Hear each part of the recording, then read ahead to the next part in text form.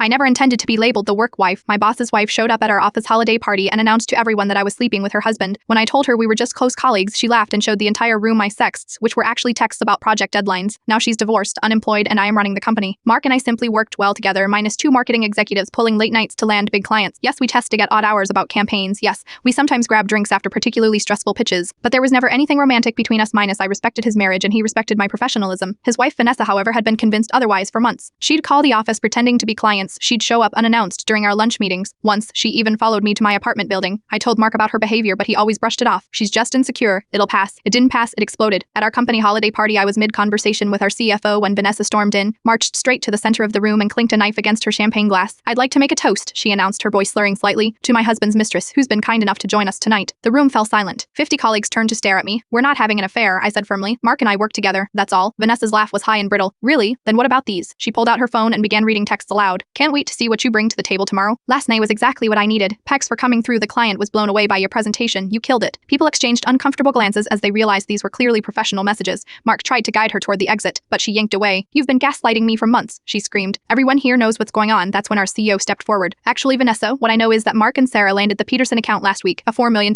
deal. Those texts were about business, and frankly, your behavior right now is embarrassing. Security escorted her out as she continued shouting accusations. 2 weeks later, Mark filed for divorce. A month after that, he resigned. The scandal had been too much, he said. He couldn't separate his professional reputation from his personal life anymore. Yesterday, the board promoted me to executive director. My first official email included a new company policy, no more work spouse terminology in the office. Sometimes jealousy creates exactly what it fears most, minus absence, and sometimes the most professional response to unprofessional accusations is simply letting success speak for itself.